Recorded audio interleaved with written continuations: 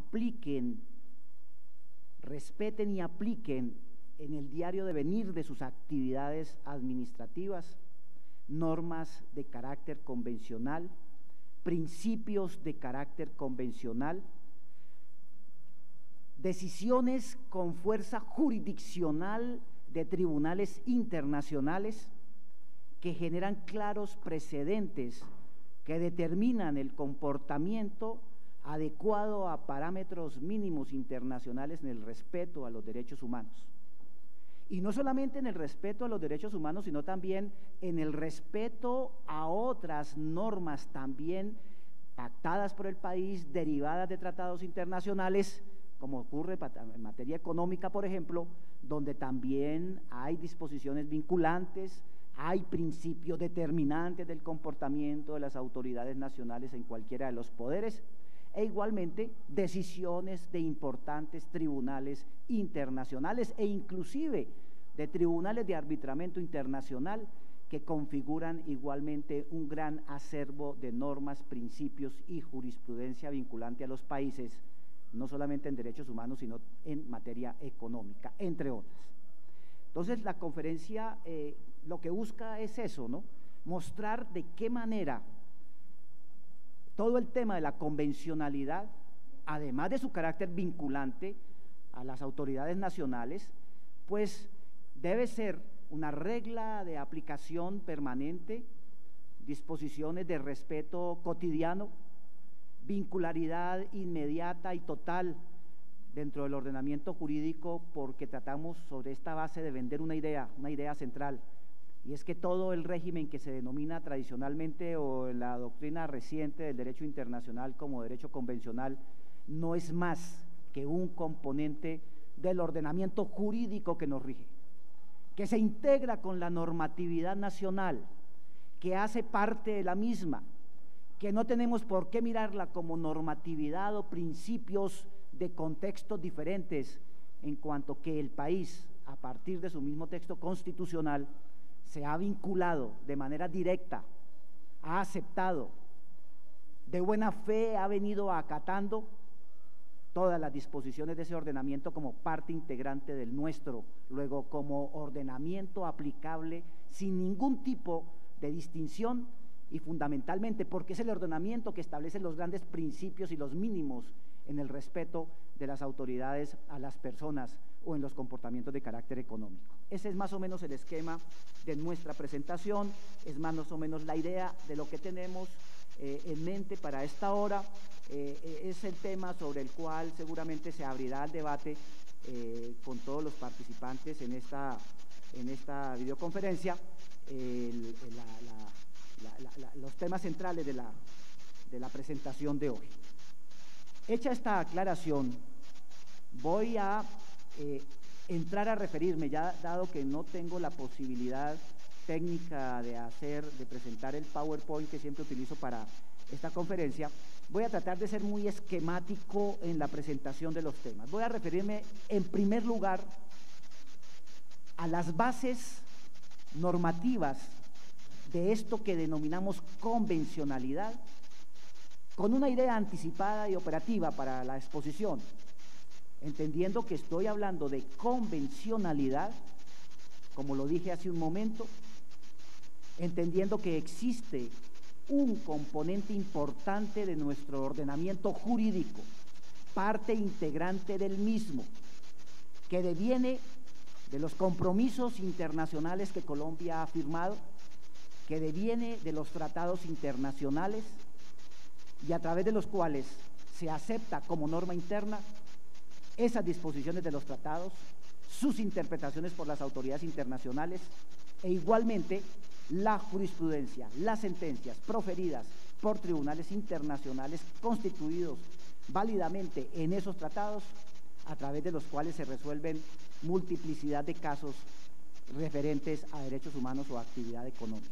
Eso es lo que entendemos por convencionalidad, más allá de un simple concepto procesal de simple control de convencionalidad, como es lo que ocurre en la mayoría de los artículos y libros que se han venido escribiendo sobre el tema, donde se circunscribe el tema de la convencionalidad básicamente al control que ejercen las autoridades para hacer respetar precisamente todas estas normas y todos estos principios. Nuestro concepto es sustancial, es mucho más amplio, se refiere fundamentalmente al ordenamiento jurídico, a una explicación de ordenamiento jurídico, de régimen sustancial vinculante.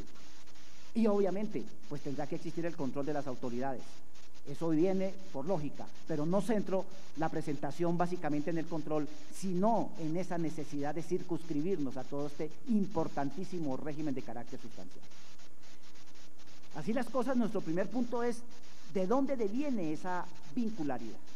¿Por qué en Colombia hemos comenzado a reconocer que existe la convencionalidad y existe la vincularidad para la actividad de todas las autoridades públicas, sean jueces, sean administradores, sean legisladores, o las de los órganos autónomos independientes, sobre advertir que también estarían incluidas dentro de este?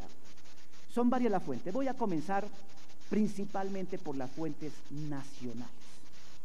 Nuestro fundamento en materia de derecho administrativo está dado por el artículo 93 de la Constitución Política como norma principal de una sistemática que admite que en nuestro país rigen las normas derivadas de los tratados internacionales, fundamentalmente cuando han sido celebradas para proteger, respetar y garantizar los derechos humanos.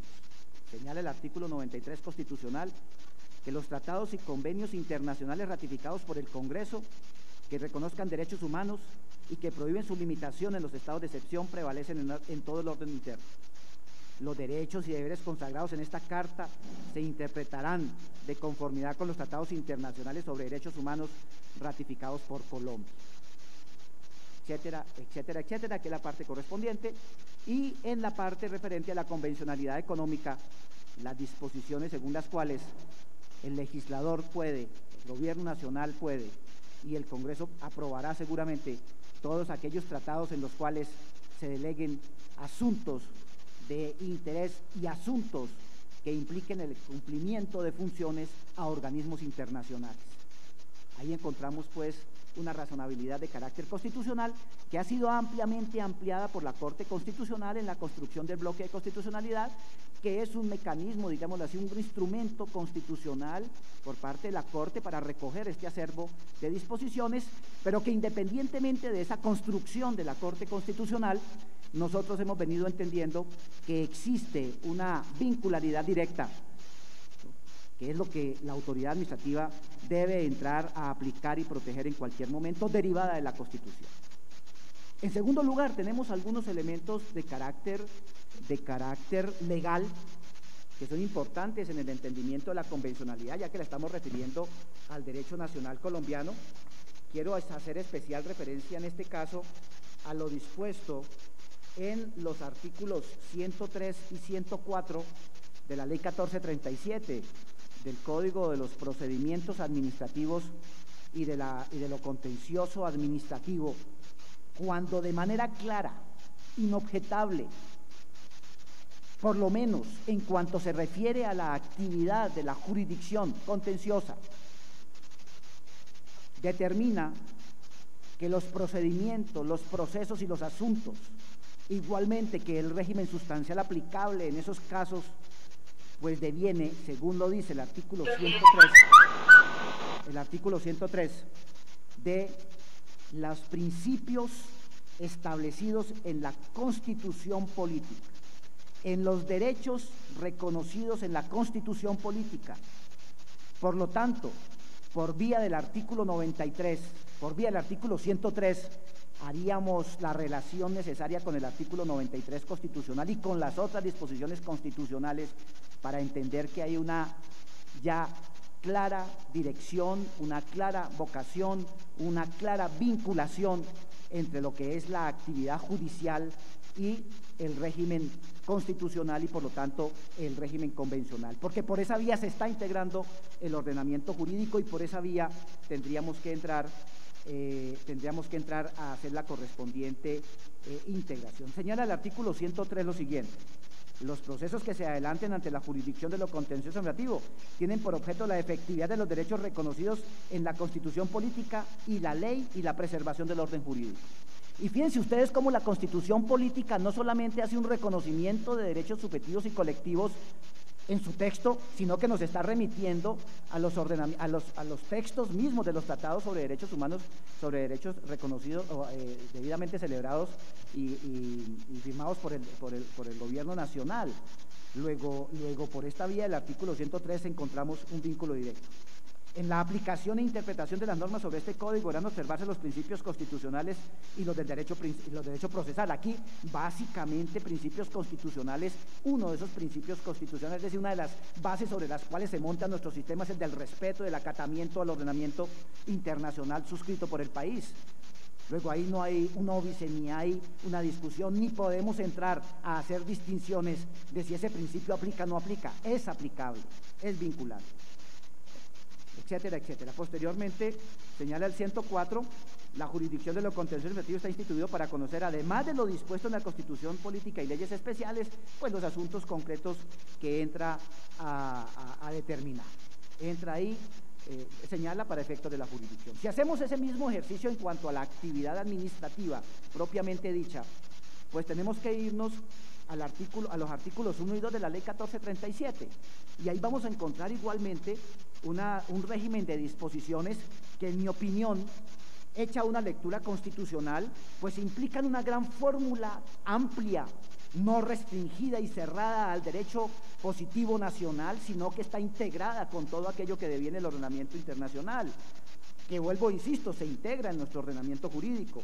Las normas de la primera, artículo primero, las normas de esta parte primera tienen como finalidad proteger y garantizar los derechos y libertades de las personas, la primacía de los intereses generales, la sujeción de las autoridades a la Constitución y demás preceptos del ordenamiento jurídico, el cumplimiento de los fines estatales, el funcionamiento, eficacia, eficiente y democrático de la administración y la observancia de los deberes del Estado y de los particulares. Entonces aquí, cuando se habla de los derechos, proteger y garantizar derechos y libertad de las personas, no son única y exclusivamente las referidas en el texto constitucional, sino también en los instrumentos convencionales.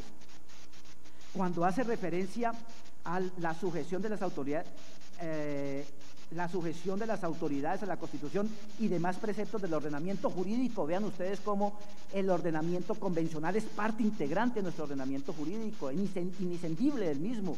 Por lo tanto, la actividad de la administración pública pues tiene que darse también ceñida a esos preceptos, o sea, por simple referencia normativa de carácter legal.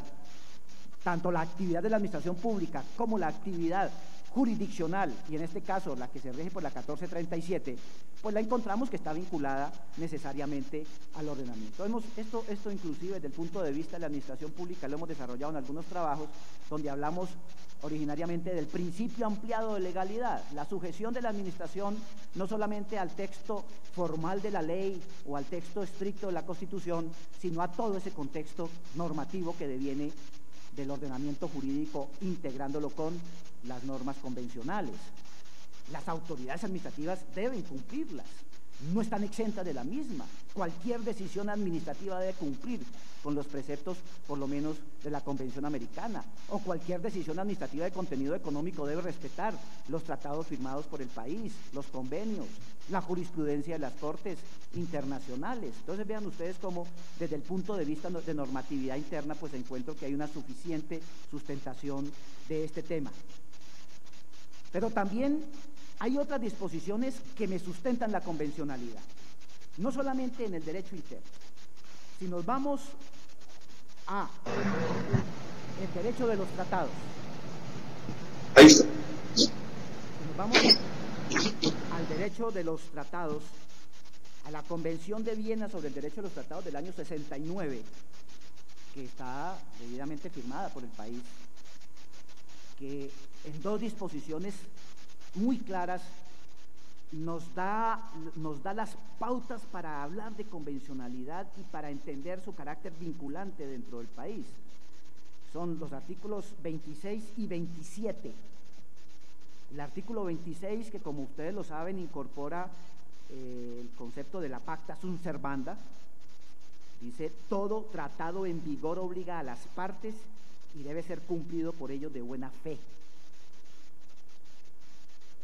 De esta norma, la doctrina ha venido elaborando el concepto de la buena fe objetiva en materia de relaciones internacionales y de respeto a lo pactado. No buena fe subjetiva, yo no voy a cumplir los tratados si me parece que los debo cumplir o no, eso no es aceptable ni es la regla del derecho internacional.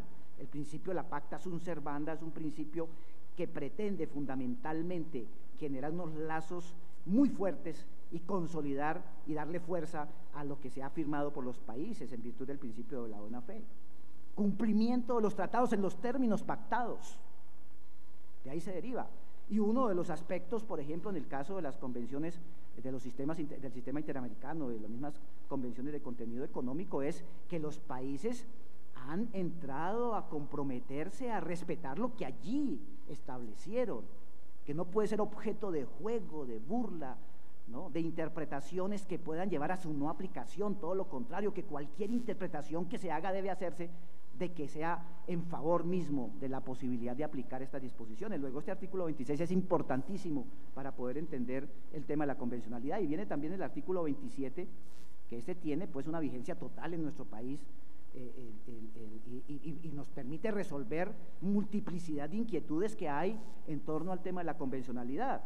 La no invocación del derecho interno como pretexto para incumplir los tratados.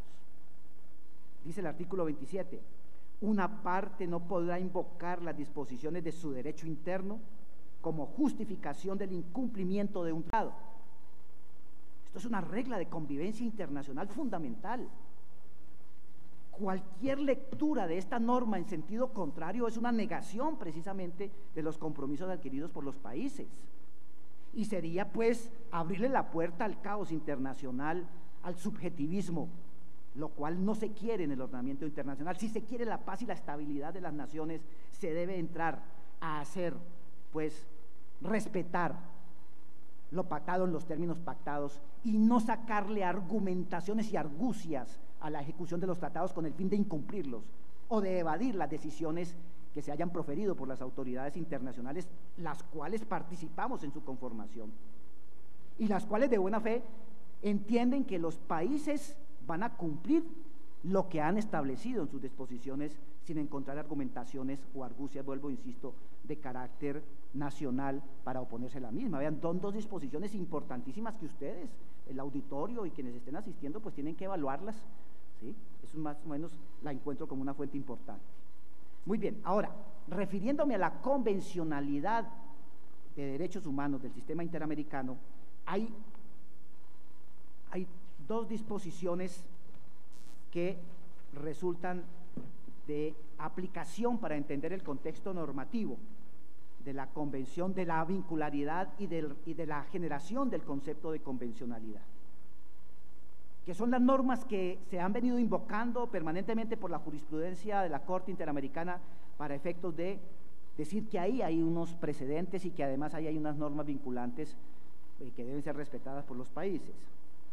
En primer lugar, el artículo primero de la Convención, donde que establece el compromiso de las partes de la Convención, de los países que firman la Convención, de respetar los derechos y libertades reconocidas en ellas, de garantizarlos, de no establecer distinciones odiosas, discriminatorias, contrarias a la convivencia misma para efectos de su inaplicación.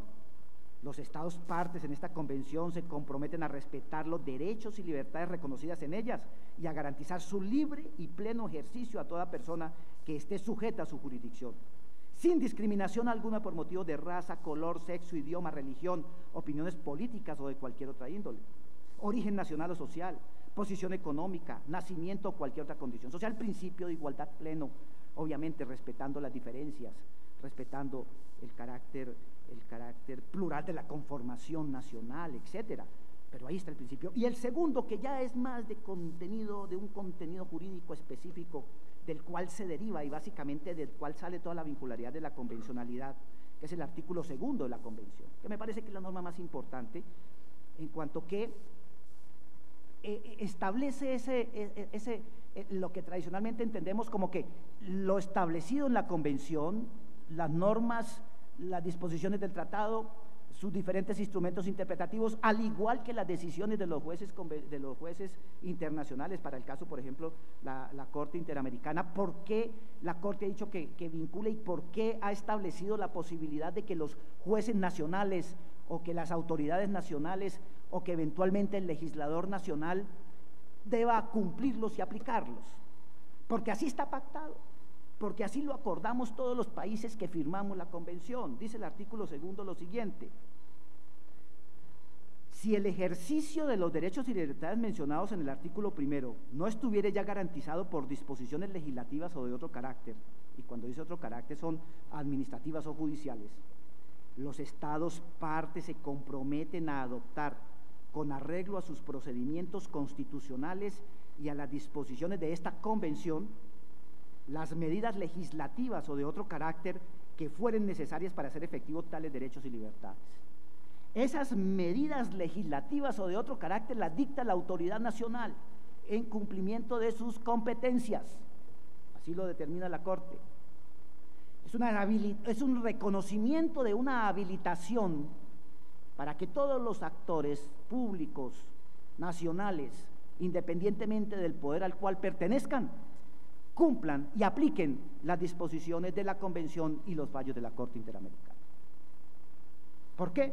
Porque debemos acogernos, porque está el rasero, porque los mínimos garantísticos, porque los estándares de convivencia en materia de derechos humanos están ahí establecidos, y porque a través de la Convención creamos esos organismos para que, ¿sí?, en esa voluntad general, pues entrara a conformar los mínimos y los estándares de convivencia ciudadana y de convivencia humana, más que ciudadana, de convivencia humana. Entonces, por eso viene esa vincularidad. Y el artículo 2 resulta pues una norma fundamental en el entendimiento de la convencionalidad. Cada vez que un juez nacional aplica los fallos, aplica los mínimos, aplica los estándares convencionales, lo está haciendo por lo menos en materia de derechos humanos, porque el artículo 2 le está dando esa facultad, está haciendo ese reconocimiento. Y lo que ha hecho la jurisprudencia de la Corte Interamericana no es sino reiterarle eso a cada país en todas sus esferas.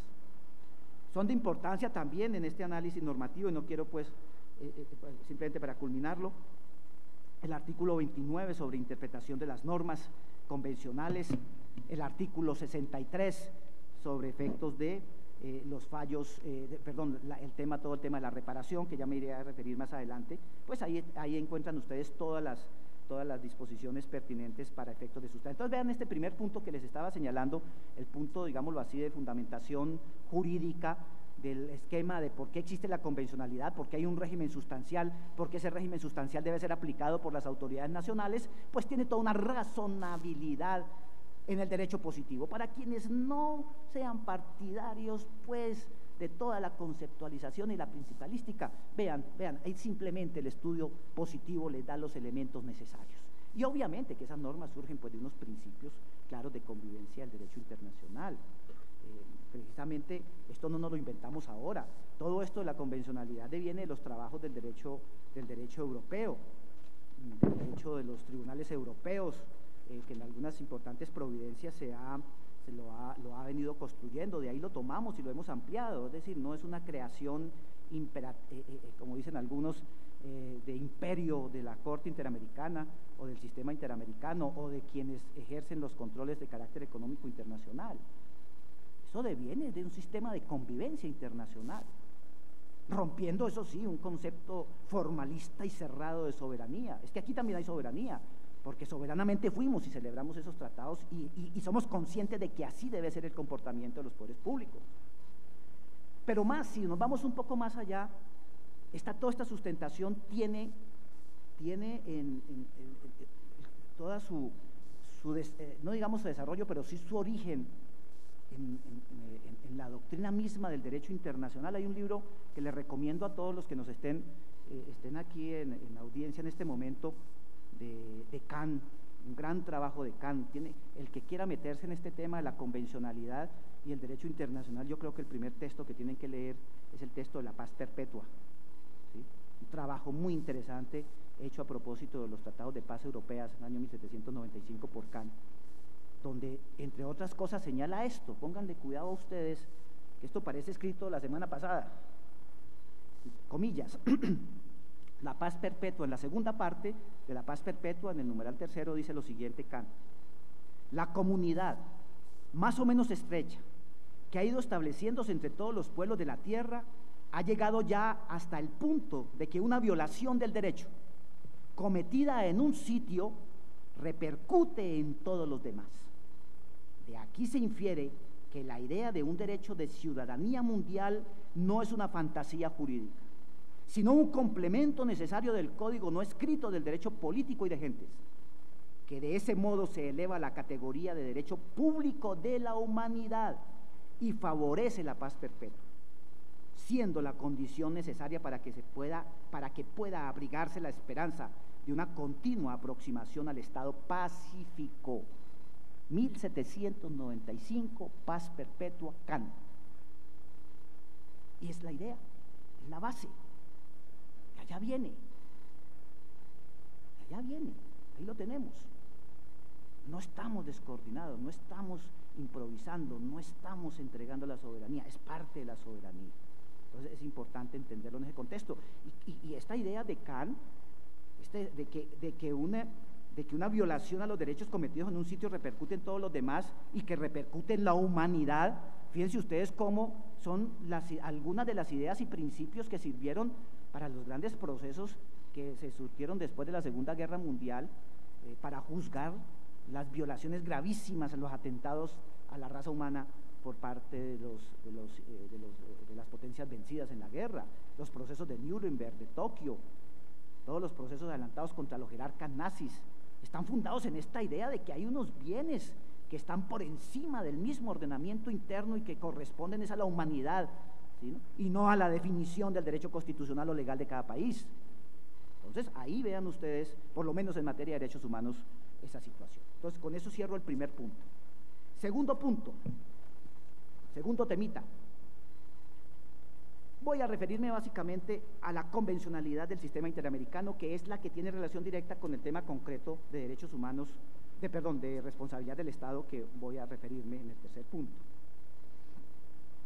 ¿Cuáles serían las materias que harían parte de la convencionalidad?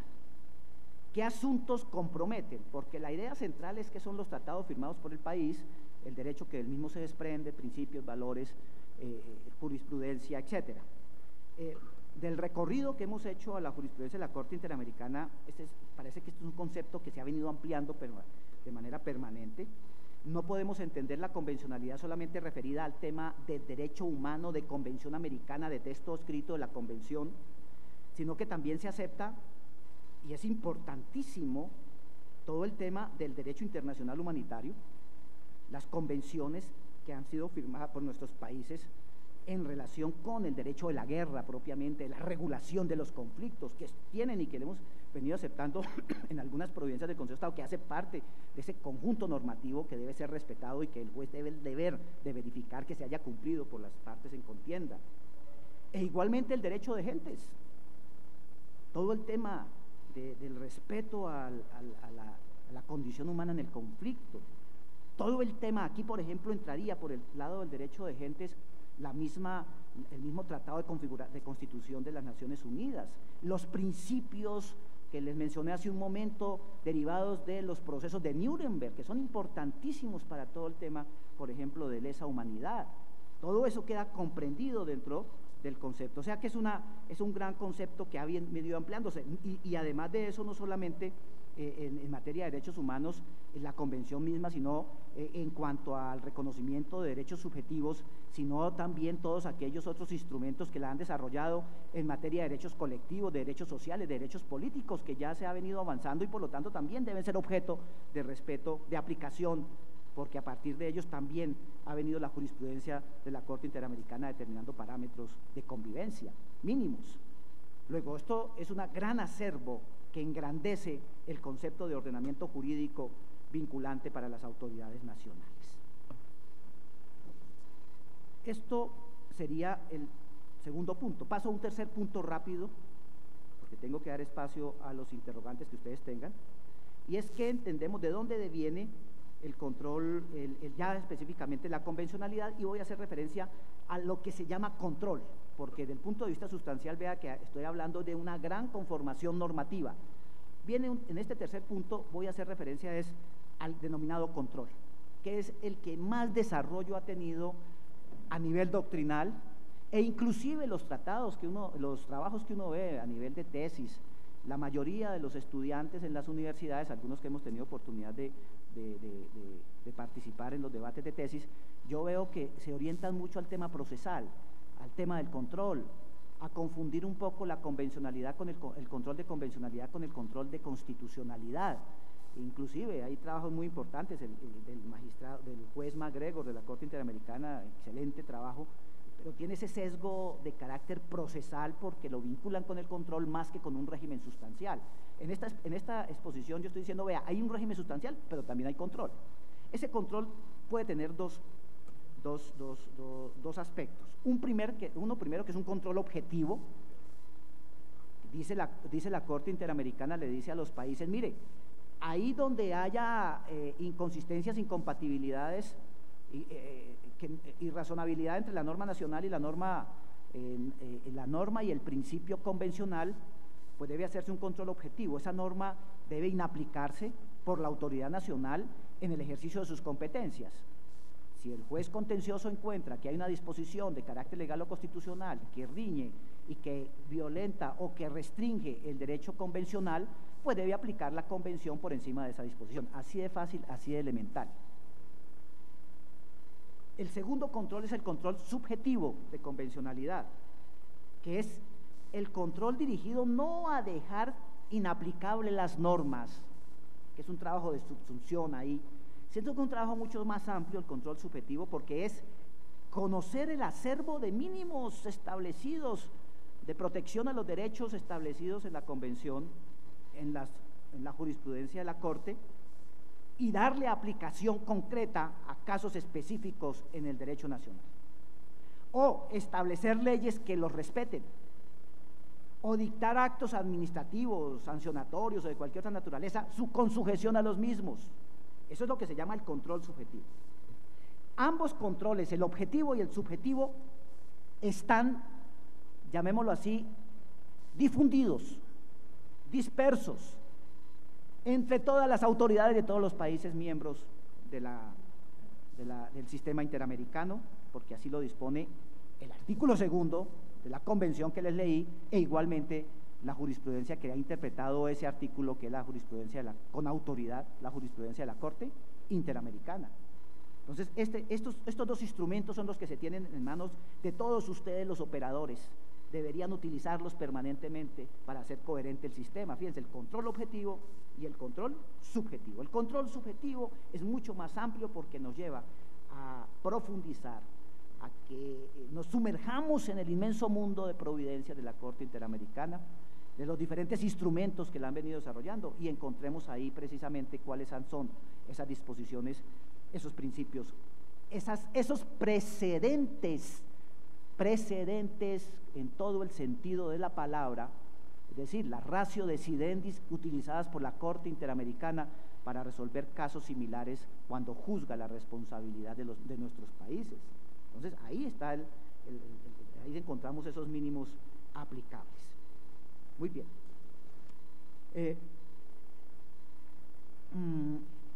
¿De dónde deviene la construcción de esta convencionalidad, de este control objetivo y de este control subjetivo? En primer lugar, vean ustedes, deviene de los trabajos de Kant, colocaría como la primera fuente. En segundo lugar, la experiencia europea. En tercer lugar, la misma experiencia de Nuremberg y de los tribunales de Tokio. En cuarto lugar, de concretas disposiciones jurisprudenciales desarrolladas por la Corte Interamericana de Derechos Humanos.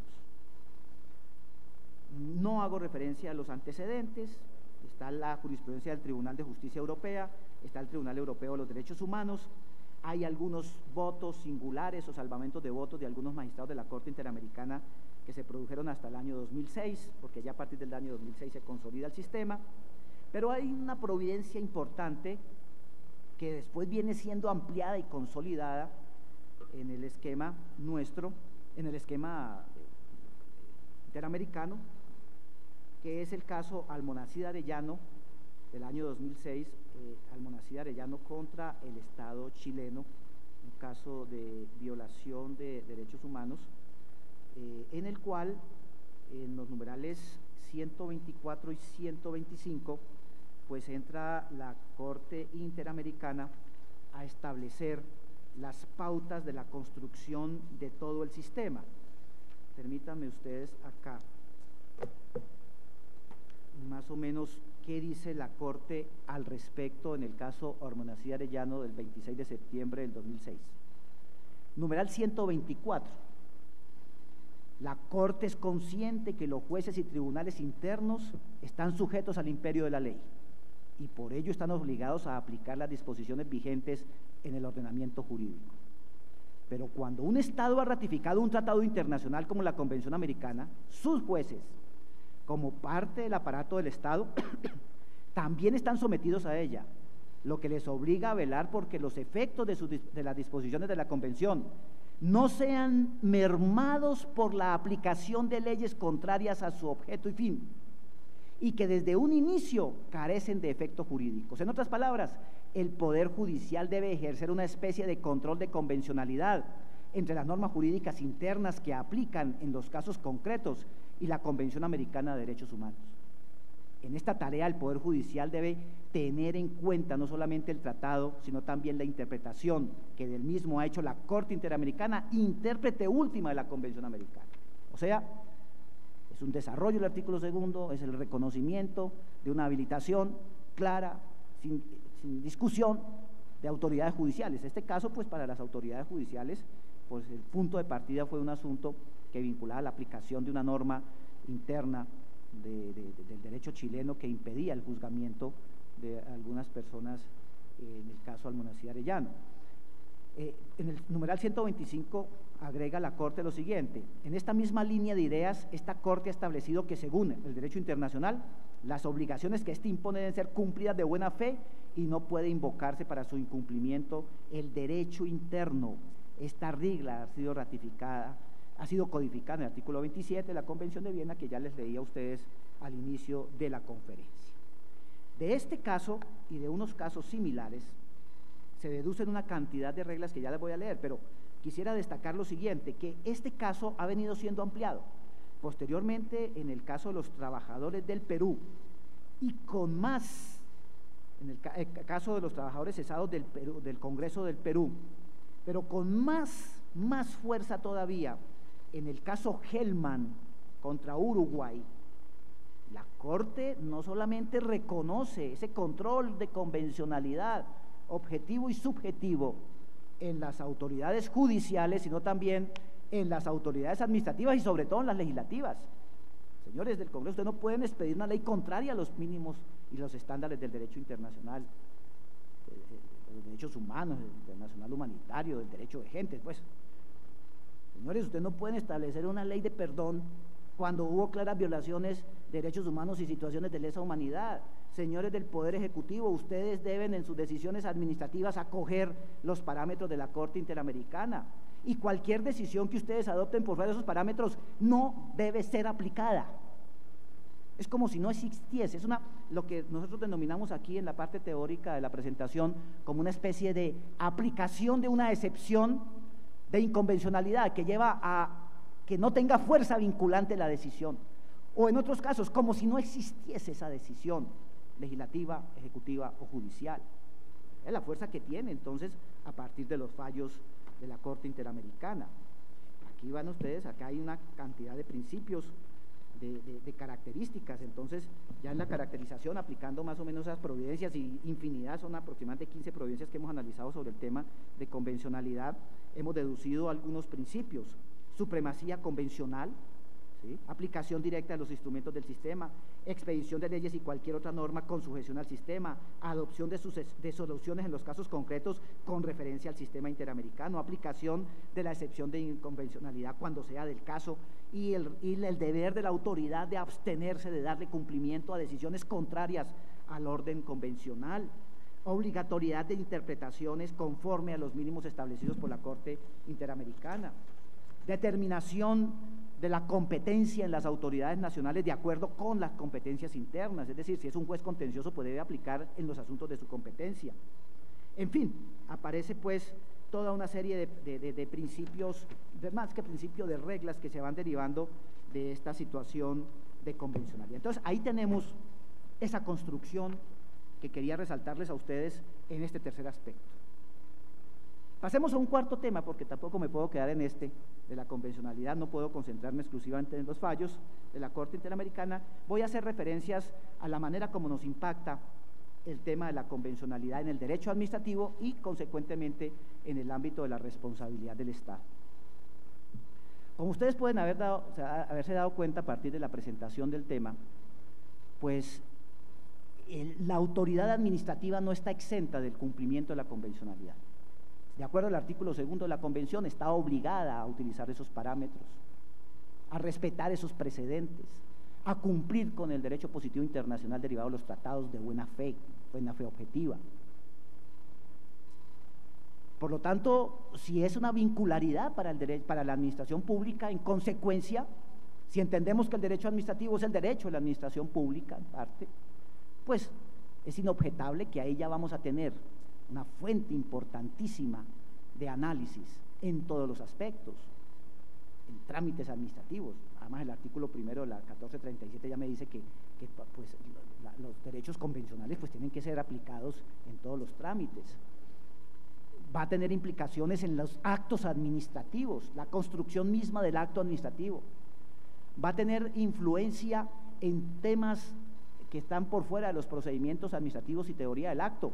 Va a tener influencia indiscutible e inevitable, por ejemplo, en todo el régimen de la función pública, porque ahí viene también todo el tema de la construcción de la convencionalidad a partir de la OIT y de sus decisiones. Va a tener incidencia directa en todo el tema de medidas cautelares, por ejemplo, tanto administrativas como judiciales, porque hay toda una construcción que nos dice exactamente bajo qué características hay que proteger los derechos de los ciudadanos, y esto es importante, por ejemplo, toda la construcción normativa en torno a los trabajos de la Comisión Interamericana, al reglamento de la Comisión y a las hipótesis sobre aplicación de medidas cautelares que trae la misma Convención Americana. Tiene relación directa con temas de derechos humanos, de respeto, de acceso a la justicia, temas relativos en materia contenciosa, tiene temas relativos al mismo tema de la contratación pública por los temas que están incorporados, todo el tema de las comunicaciones, todo el tema de la libertad de prensa, todo el tema derivado, por ejemplo, del artículo 13 de la Convención Americana que vincula a las autoridades administrativas, pero también a nosotros las judiciales. Ahí están pues amplios desarrollos, es decir, el derecho administrativo está absolutamente irradiado, penetrado por la convencionalidad. Pero dentro del ámbito del derecho administrativo quiero hacer especial referencia hoy a la responsabilidad del Estado, de qué manera se impacta. Conforme lo establece el artículo 90 constitucional, que es nuestra cláusula constitucional de responsabilidad,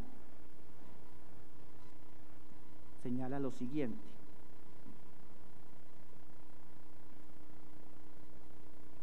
el Estado responderá patrimonialmente por los daños antijurídicos que le sean imputables, causados por la acción u omisión de las autoridades públicas. Una lectura constitucional dentro de la jurisprudencia dominante del Consejo de Estado, pues nos señala que esta cláusula positiva constitucional de responsabilidad parte de la ocurrencia de un daño antijurídico causado a una persona o a un grupo de personas, a un colectivo, es decir, que ese daño antijurídico puede impactar derechos e intereses subjetivos como derechos e intereses de carácter colectivo. Por lo tanto, es un derecho que hace relación y le da preeminencia a quien sufre el daño, la víctima del daño. Que ese daño antijurídico hay que imputarlo a un agente público, en este caso un agente público estatal, o a quien agente público que puede ser de planta o particular que cumpla funciones públicas administrativas, es decir, que tenga algún tipo de vincularidad con la actividad estatal, con sus compromisos, con sus deberes. No se trata de una visión aislada del ente público. En este caso, el ente público tiene que mirarse y analizarse bajo un precepto de Estado de Derecho, por lo tanto de legalidad, de deberes, de su función dentro del Estado mismo, del cumplimiento de sus deberes dentro del Estado social de Derecho. Esa es una dinámica normativa importantísima, no de manera aislada como un simple actor que pueda haber omitido o accionado. Eso es importante. Y en tercer lugar, que como consecuencia de eso, pues tenemos que entrar a reparar. ¿Dónde incide, para no ir muy lejos, el tema de la convencionalidad? Primero, en el deber de reparar. El Estado debe entrar, causa el daño que le sea imputable, debe reparar, ¿sí? De manera proporcional al daño causado, al perjuicio causado. Está la norma. Nuestra jurisprudencia, cuando aplica estas disposiciones, encuentra dos grandes escenarios de impacto de la convencionalidad. Tres grandes escenarios. El primero, el deber. Es decir, no podría admitirse la existencia de un Estado social de derecho sin la cláusula constitucional. Tanto así que en nuestra vieja Constitución del 86, no obstante no tener una cláusula, existía toda una importantísima construcción jurisprudencial derivada del derecho administrativo individualista francés en torno a la responsabilidad. ¿Sí? Pero la nueva concepción nos da otro giro. Entonces encontramos en eso, el primer impacto es ese deber del Estado de responder. Todo el acervo jurisprudencial nos lleva de la Corte Interamericana a entender que el Estado siempre va a responder, obviamente cuando causa el daño antijurídico, de manera proporcional al daño causado. El segundo escenario importantísimo y trascendente en el cual hemos observado el impacto directo de la convencionalidad es en todo el tema de la conceptualización de la imputación. Y lo estamos haciendo, lo vemos todos los días, cada mes, en los 180 casos que se falla en la subsección y en las demás subsecciones. Eso se ha venido haciendo cada vez más evidente en los últimos años. ¿En qué sentido? A ver, bajo un esquema tradicional, digamos así, de una profunda influencia de la jurisprudencia tradicional y clásica del Consejo de Estado colombiano, el tema de la imputación ha sido manejado de una manera muy formal a través de la construcción de títulos, terminología derivada del viejo derecho de influencia francesa, títulos de imputación. ¿A quién le atribuyo la ocurrencia del daño? ¿Cómo la vinculo? ¿Cuál es ese cordón umbilical? Y esto se hacía una construcción, en nuestra opinión a veces muy mecánica, de identificación de títulos, algunos objetivos y otros subjetivos, aunque la regla siempre fue el título subjetivo, es decir, la responsabilidad aparentemente con culpa, a través de la cual se hacía toda una serie de juicios y se acudía a una métrica causalística para tratar de identificar a quién le atribuye. Entonces ustedes van a encontrar esa vieja jurisprudencia muy elegante, muy bien hecha, muy bien redactada, muy bonita, según la cual pues prácticamente a cada situación fáctica le correspondía un título. Y muchos estudiantes, muchos libros, ve uno por ahí que, ¿no?, y le preguntan a uno: doctor, ¿y ese hecho a qué título va? Ese es el peor error que puede haber. Primero porque el artículo 90 constitucional no hace distinción de títulos. En segundo lugar, porque lo que se manda desde el punto de vista de la actividad judicial, más que construir títulos, es dar razones, razonar, motivar las decisiones.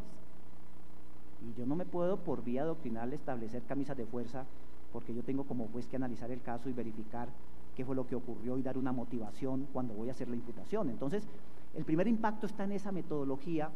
Me parece que acudiendo a la misma construcción de la responsabilidad del Estado en la Corte Interamericana, pues está diciendo, mire, lo trascendente aquí es la verificación de la ocurrencia del daño antijurídico, ¿sí? Y ya dar las razones de acuerdo con el acervo probatorio de lo que ocurre y cómo se lo va a atribuir a la entidad pública. Que eso viola el principio del debido proceso porque entonces la entidad pública no va a saber de qué defenderse, es uno de los argumentos. No, señor, es el mismo argumento, llévele ese argumento a la Corte Interamericana. La Corte va a analizar unos hechos, defiéndase de esos hechos que le están diciendo que usted es protagonista de entidad pública. Entonces, ahí hay una ruptura con las tesis tradicionales de titulación. Ya la sección tercera viene a partir del año 2002, por ponencia de Hernán Andrade, una jurisprudencia según la cual no debemos enredarnos en títulos preconstituidos porque el razonamiento y la motivación surge de cada expediente. Y obviamente habrá coincidencias con la tipología, pero no significa que eso obligue. En segundo lugar, el tema de la causalidad. Las conclusiones a que llega la jurisprudencia de la sección tercera reciente es que la causalidad no es un elemento de la responsabilidad, ya lo había dicho la Corte, ya algún sector de la doctrina había avanzado en eso. Los dictados del profesor Juan Carlos Henao son excelentes en ese sentido. Entonces no estamos casados con una metodología de imputación con el causalismo. Lo que ha dicho la jurisprudencia, respetamos el causalismo nos puede ser un instrumento muy importante para poder dar explicaciones en los casos concretos, pero habrá explicaciones que no salgan por causalismo, y son muchas las hipótesis en los casos que el Estado condena que se hacen juicios de responsabilidad, pero se hace imputación, pero es imposible atribuirlo a una cadena causal. Entonces se han venido utilizando los mismos criterios de construcción de la Corte Interamericana, fundados básicamente en la posición jurídica del Estado, de esa importancia que tiene ese sujeto que, vuelvo e insisto, como lo dije en algunas conferencias en estos días, no es cualquier persona que va por la calle y causa un daño. Tiene una trascendencia institucional de tal magnitud que no puede ser desconocida. Entonces se vienen haciendo análisis a partir de temas de imputación objetiva, de deberes funcionales, de posición de garante, etcétera, etcétera, que son las líneas tradicionales sobre las cuales ha construido, y hay todo un acervo de disposiciones de la jurisprudencia de la Corte Interamericana, casos en los cuales pues se viene trabajando ese esquema aquí en el PowerPoint que no fue posible establecer algunos casos que hemos analizado sobre estructura de imputación, el caso Delgado Páez versus Colombia, el caso Comunidad Indígena ONI, Comisión Africana de Derechos Humanos, el caso Velázquez Rodríguez versus Honduras, el caso Pueblo Bello versus Colombia, el caso Mapiripán, que es un caso paradigmático de la jurisprudencia y de una actualidad y de un impacto en la historia del país enorme, donde los análisis no se hacen a título de causalismo, sino de imputación objetiva, posición del Estado. Por eso le hacía tanto énfasis cuando leemos el artículo 90 constitucional, cuando se habla atribuibles al Estado, es ese Estado como cuerpo jurídico, que no puede ser abandonado en el análisis de la responsabilidad, que recobrar la legalidad también para el análisis de la responsabilidad y salir un poco del ámbito de esa especulación a que nos lleva el causalismo. Y ahí con esto se pretende inclusive evitar situaciones de impunidad. Hay casos en los cuales el Estado evidentemente omitió su presencia y que si nos vamos a análisis de causalismo, pues terminaríamos desconociendo los derechos de las víctimas, mediante que por imputación objetiva resulta razonable, evidente y clara la responsabilidad del Estado. E igualmente también para el Estado la posibilidad de defenderse. Esa posibilidad de defenderse del Estado no es que quede diluida, no es que se esté postulando una regla de absoluta responsabilidad del Estado de carácter objetivo, como inclusive fueron las primeras lecturas que se hicieron del artículo 90 constitucional. Esta estructura de análisis a través de imputación objetiva o imputación normativa o de posición de garante permite al Estado tener escenarios de defensa y de desvirtuar también la posibilidad de causales de exoneración de responsabilidad, lo cual hace que sea un tema que no sea un tema objetivo sino subjetivo. De pronto lo que tiene objetivo es el nombre de la metodología, ¿sí?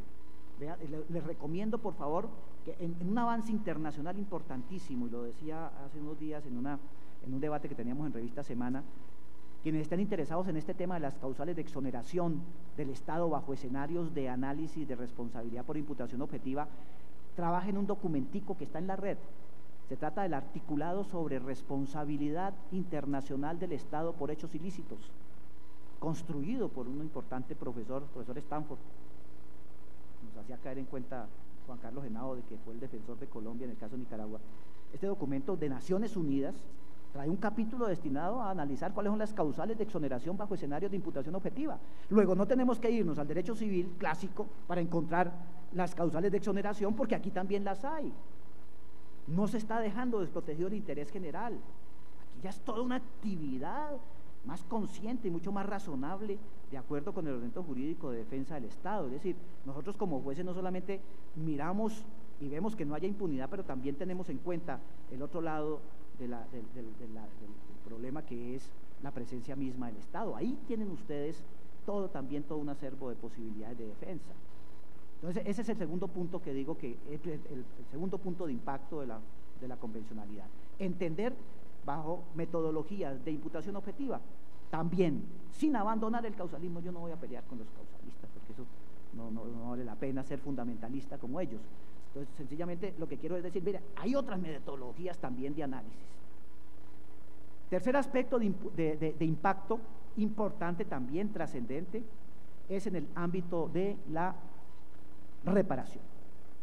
Ahí también encontramos que la convencionalidad nos entra de frente, sobre todo en sociedades en conflicto como la colombiana, porque realmente se abandona lo que es una reparación entendida como mera indemnización económica y se profundiza en reparación integral, verdadera reparación integral, dirigida a que la víctima no solamente sea indemnizada,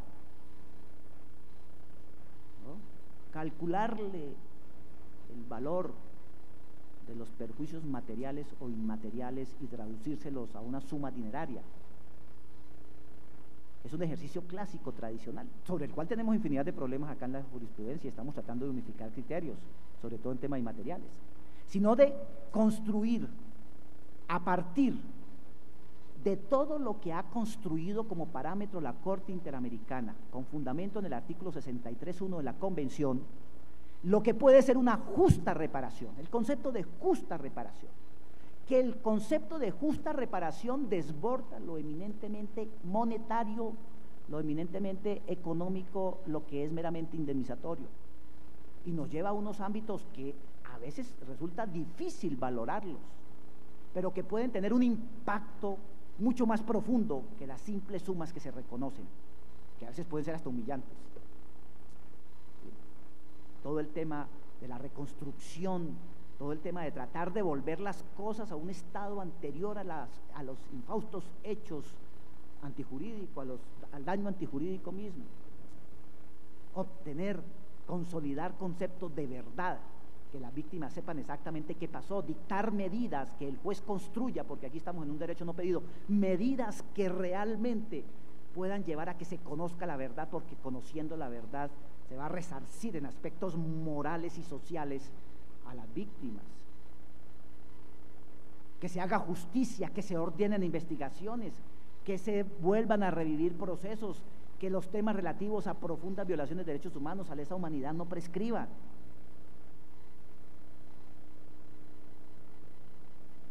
Que se dicten normas tendientes a la no repetición, que se dicten disposiciones tendientes a generar conciencia entre la misma sociedad y entre los actores públicos, ¿sí? Y entre las personas en conflicto, de la necesidad de consolidar la paz, de no repetición de los hechos, de proscripción de todo aquello que pueda ser lesivo a los derechos humanos. Es decir, fíjense ustedes que a partir de ese 63.1, cuando se habla de justa reparación, pues ya entramos en todo un trabajo adicional que de pronto a algunos no le interesa, porque realmente a veces el tema de la responsabilidad del Estado interesa más por sus incentivos económicos que por este componente tan importante de reconstrucción del tejido social y del tejido y de la convivencia, que es un papel importante que tiene el juez. ¿Y eso de dónde lo derivamos? La jurisprudencia del año 2007 ha venido en Colombia diciendo que nuestras fuentes son las normas del derecho internacional, del derecho internacional de los derechos humanos. Entonces, ahí, con esto, pues vean ustedes cómo van a encontrar unos impactos directos, entre otros impactos en el tema de la responsabilidad, a partir de el análisis y de penetrar un poco, ¿no? Ir un poquito más allá en el entendimiento de nuestro ordenamiento jurídico. No voy a hacer más referencias porque me terminaría haciendo una clase de todo el día de convencionalidad. Creo que debo darle tiempo y oportunidad a las personas que están escuchando la conferencia o viéndola para que hagan sus preguntas, y si tengo cómo respondérselas, pues con mucho gusto. Las que no, pues me tocará decirles que no tengo elementos para responderles. Y por favor que no se refieran a casos concretos que esté adelantando la sección tercera en este momento. Entonces le doy la palabra a los organizadores para que dirijan las intervenciones. Muchas gracias.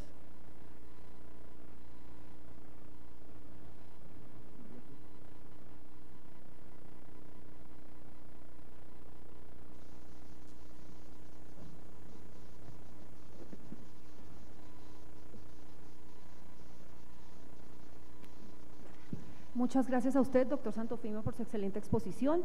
Queremos darles las gracias también a las personas que nos están acompañando en este momento vía streaming. Le damos bienvenida a los tribunales de Antioquia, Huila, Norte de Santander, Boyacá, Caldas, Córdoba, Juzgados Administrativos 16 de Cali, entre otros. Y las cerca de 700 personas que nos están siguiendo en este momento por internet y vía Twitter. La primera pregunta que tenemos nos llega por el correo electrónico de parte de David Castellanos Carreño. Doctor Santofimio, ¿cómo vincular las normas del derecho internacional humanitario a través del control de convencionalidad del sistema interamericano cuando la misma Corte IDH se ha negado a aplicar normas de derecho internacional?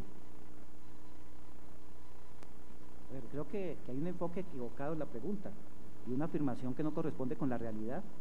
Todo lo contrario, la misma Corte, en las diferentes construcciones ha venido insistiendo de que esto es parte del derecho internacional. La pregunta, quien está haciendo la pregunta la está reconduciendo única y exclusivamente a que el único componente de la convencionalidad es la misma Convención Americana, desconociendo también el carácter convencional de las normas del derecho internacional humanitario, de su vincularidad y su respeto por parte de los actores del conflicto. No es, desde el presupuesto es absolutamente errado, no es cierto lo que se afirma en la pregunta. No puedo responderla, por lo tanto, creyendo lo que me está diciendo. Todo lo contrario, es parte integrante. En esto, tendría que entrar a buscar aquí los casos en los cuales pues se ha desconocido el problema técnico acá. Y en segundo lugar, lo hemos hecho también en la jurisprudencia de la sección tercera. ¿Sí? Ahí hemos encontrado casos en los cuales, de manera evidente, el acervo probatorio nos muestra de qué manera los actores armados del conflicto pues desconocen las reglas de la guerra, y en esa medida, si se comprueba ese desconocimiento, pues tenemos que entrar a aplicar. Lo contrario sería impunidad, y eso me parece grave. La veo por ese lado.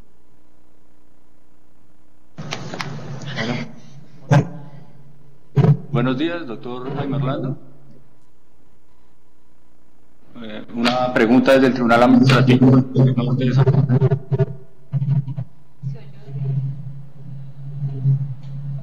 ¿Aló?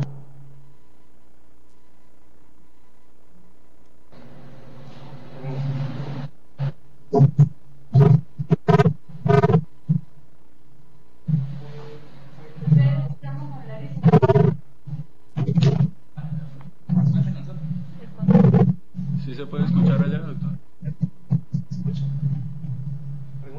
Adelante, Cúcuta. Aló, buenos días, doctor Jaime Orlando. Muy buenos días. Doctor, bueno, una pregunta desde el Tribunal Administrativo de Norte de Santander. Bueno, básicamente dos. ¿Sí?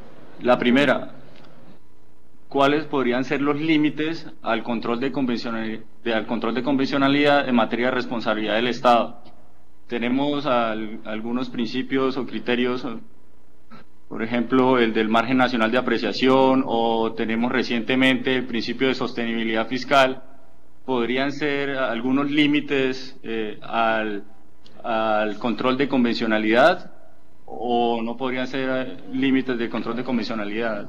Es decir, tomando en cuenta que las medidas que dicta la Corte Interamericana, por ejemplo, en el caso de la última tentación de Cristo contra Chile, no ordena directamente qué norma es la que se debe disponer para el respeto a la libertad de prensa, entre otros, sino que se adopten las medidas del derecho interno. Entonces hay algún margen para que el Estado se pueda mover en el cumplimiento de las órdenes de la Corte. Entonces, ¿cuáles podrían ser los límites para que el juez administrativo pueda dar unas órdenes conforme al control de convencionalidad en materia de responsabilidad del Estado?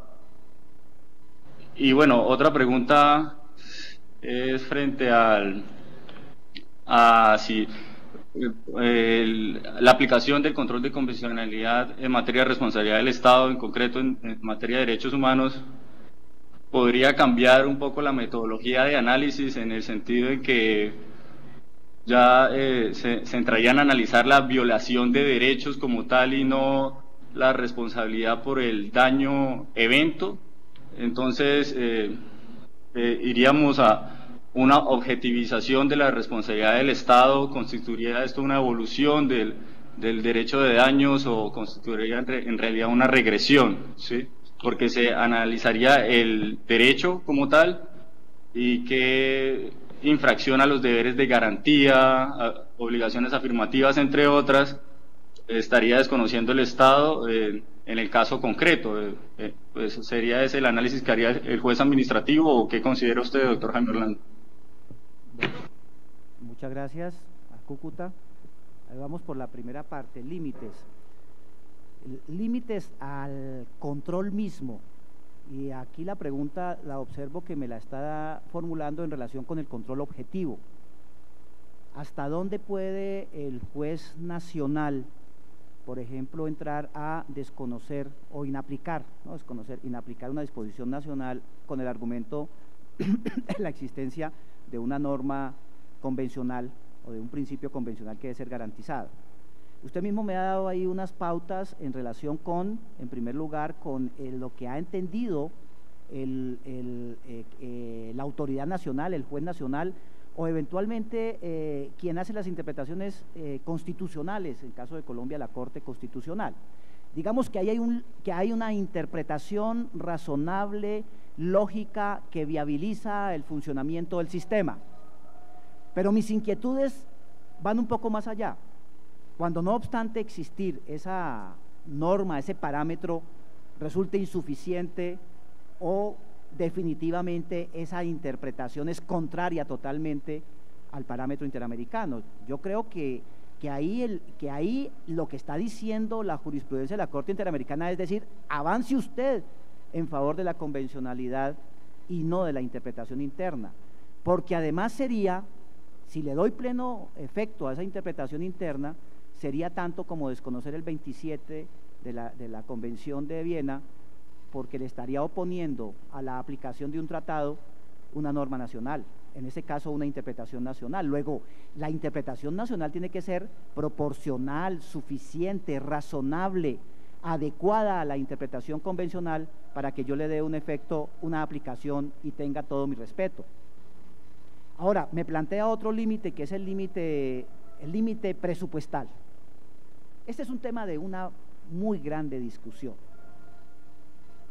Hay dos discusiones, y la semana pasada en el debate de la revista Semana se planteaba si lo que es el tema presupuestal debe ser una determinante misma para aplicar la cláusula constitucional, el 90, y si el juez está amarrado a esos límites presupuestales, financieros del Estado, de las entidades públicas, o si es exclusivamente, como quedó en la reforma constitucional, un mecanismo que amarra, vincula y obliga una equitativa forma de pago de las sentencias judiciales.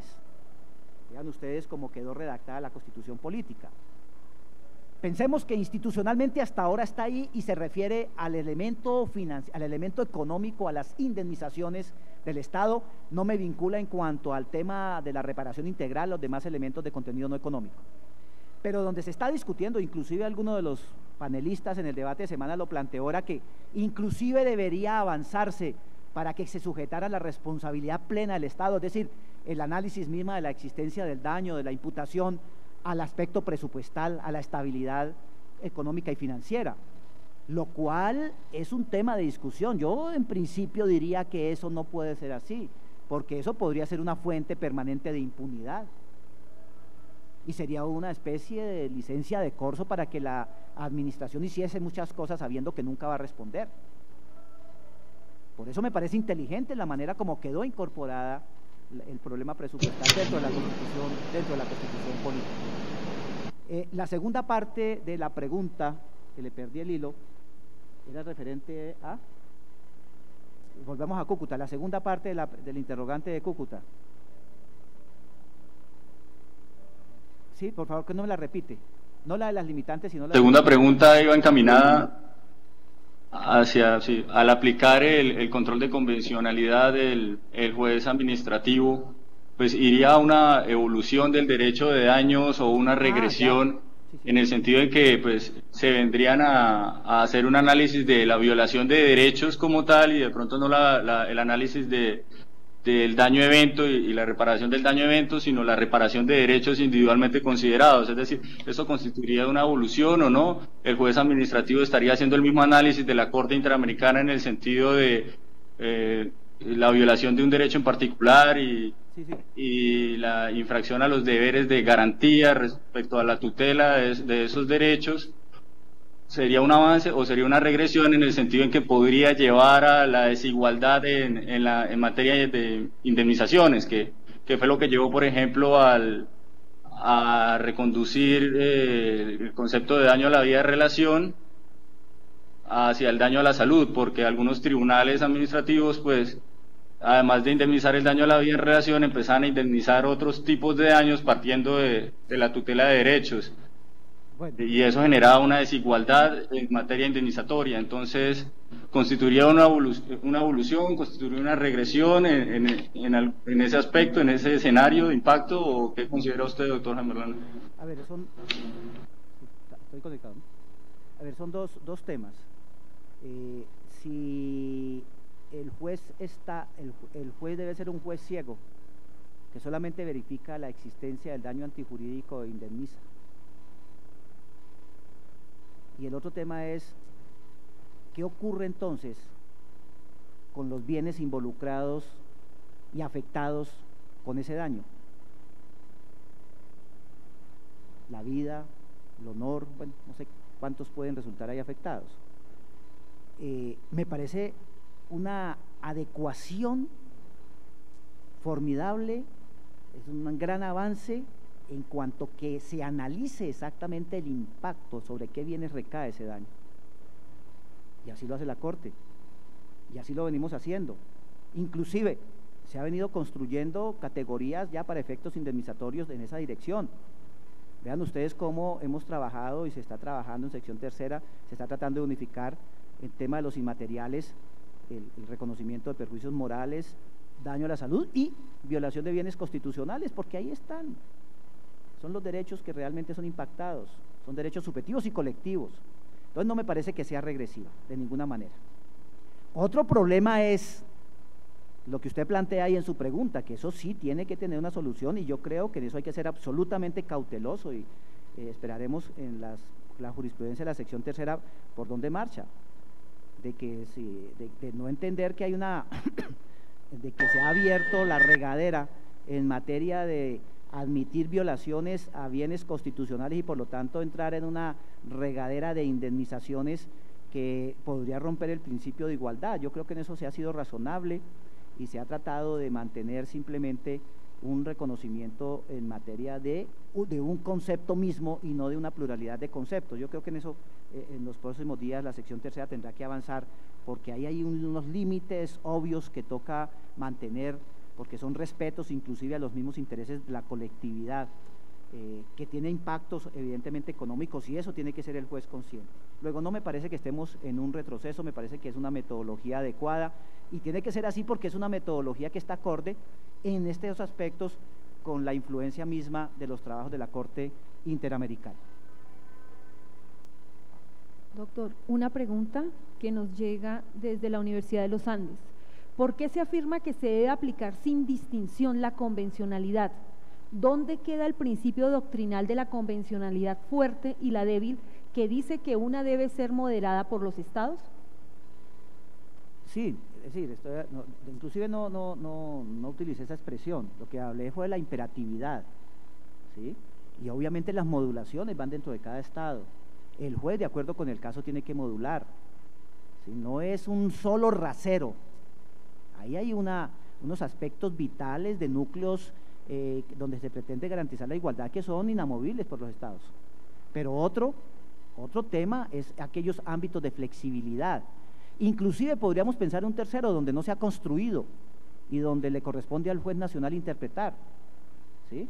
Entonces, en eso tiene razón la persona que pregunta, pero no es que hayamos hecho la afirmación de que esto es un solo rasero igualitario absolutamente que rompa con todo. Lo que estoy hablando es de una profunda influencia de su vincularidad, y obviamente ya en la dinámica y la metodología interna, pues tiene esa dinámica que la persona está planteando en la pregunta, ¿sí? José Ordóñez pregunta vía Twitter. Hola. ¿Qué pasa cuando los estados que han firmado, si tienen la misma obligatoriedad las decisiones que adopta la Comisión Interamericana y la Corte Interamericana dentro del principio de convencionalidad que deben adoptar los estados? Bueno, sobre este tema, permítame la conferencia del externado. La semana pasada tuvimos una invitación de la Universidad Externado y nos referimos a ese tema, la tengo acá, el tema de la convencionalidad. Muy interesante la pregunta, porque evidentemente se trata de dos organismos diferentes con funciones diversas dentro del mismo sistema interamericano. La posición de la jurídica de la Corte Interamericana frente a la Comisión Interamericana. Yo no puedo decirle, y sobre todo la discusión en el externado la planteamos fue desde el punto de vista de la estructuración de precedentes, de ratio decidendi. En cuanto a la Corte Interamericana, no tengo la menor duda, porque además por vía de la convención es la autoridad llamada a hacer la interpretación. Tenemos claro que tiene fuerza vinculante sus fallos en relación con las partes que intervinieron en el litigio, pero también tenemos claro que a partir de ese caso resuelto se generan precedentes, ratio decidendi, derecho aplicable para casos similares, para asuntos similares en cuanto a los trabajos de la Corte. En cuanto a los trabajos de la Comisión, hay una profunda discusión, que evidentemente tengo una posición, pero debo admitir que no es pacífica la posición en cuanto a la Comisión Interamericana. Se está hablando de que no es un organismo judicial, evidentemente no es un organismo judicial, pero si observamos su posición dentro de la estructura de la convención, fíjese que es un organismo que tiene unas funciones claras en relación con las garantías de los derechos humanos y fundamentales de las personas que acuden ante ella. Ella le hace observaciones a los países, ella hace los análisis, evalúa, lleva el asunto ante la Corte. Algunos autores dicen que sus decisiones no generan precedentes, sino que tienen efectos jurídicos. Yo en eso no sé, hay un profesor que hace esa distinción un poco, ¿no? Yo no puedo entender, si tiene efectos jurídicos, y si tiene un efecto jurídico, pues debe ser que crea algo, debe configurar el ordenamiento jurídico. Desde esa perspectiva yo diría, si se viene aceptando en el derecho internacional su presencia por parte de los países, no hay salvedades respecto de ellas, hay toda una tradición de que debe tomar medidas, en algunos casos medidas cautelares en relación con la protección, pues no puedo sacar el argumento, y ya es una posición personal de desconocimiento de la posición de ellos porque no tengan el carácter de jurisdiccional, ni tampoco sería un argumento válido decir que tan solo tiene efecto jurídico las decisiones que adoptan, por ejemplo en materia de medidas cautelares. Yo creo que si se actúa en favor de los derechos humanos, si el papel de la comisión es ser un organismo además que coadyuva en ese papel de protección y de garantía, pues yo creo que lo más que pueden hacer, lo menos que pueden hacer los países miembros es respetar las recomendaciones que haga la comisión. En otras palabras, creo que a partir del principio de buena fe al cual hicimos mención, merecen respeto y además cumplimiento por los países. De lo contrario, pues es desautorizar una institución creada para esos propósitos de protección. En cuanto a la comisión, no estoy diciendo con eso que genere precedentes, genera una serie de planteamientos que deben ser respetados, porque me parece que el precedente de configuración jurisprudencial lo tiene en sus manos la Corte Interamericana. Gracias, doctor. Desde Barranquilla, Luifer, por Twitter, ¿la convencionalidad para usted es una evolución para el derecho de daños o una regresión? ¿Me la repite, por favor? Estoy buscándome la palabra. En su concepto, sí. ¿La convencionalidad es una evolución para el derecho de daños o una regresión? No, hombre, si considerara que fuese regresión no estaría aquí exponiendo el tema, y más para el tema del derecho de daños, para el tema del derecho de víctimas, ¿no? Es que es parte del contexto del problema que lleva de por sí la garantía del artículo 90. Entonces, no, de ninguna perspectiva. Ahora, yo no niego discusiones, y seguramente quienes no sean partidarios de este tipo de análisis tienen toda la libertad de plantearlo, pero el expositor tiene una idea totalmente contraria a la de la pregunta.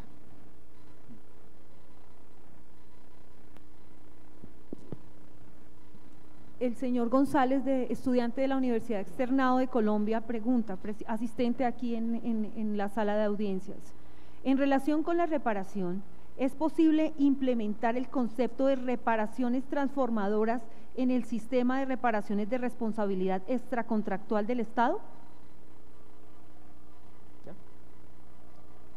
Decisiones bajo el concepto de reparación integral que sean transformadoras.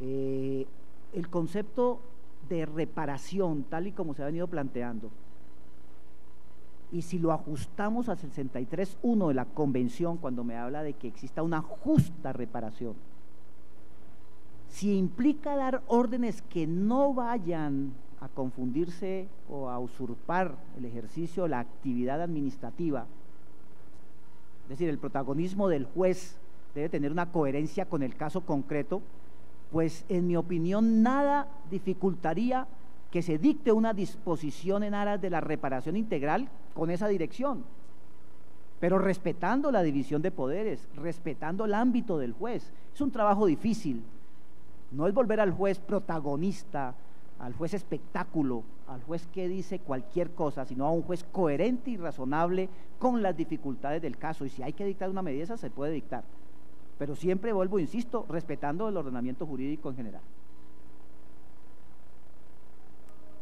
Finalmente, doctor, nos llega una última pregunta desde la Universidad Libre.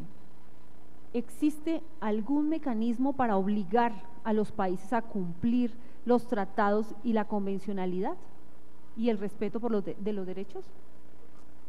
Bueno, ahí en el proyecto de responsabilidad internacional del Estado por hechos ilícitos hay algunas, pero aprobadas y vigentes desconozco en materia de derechos humanos.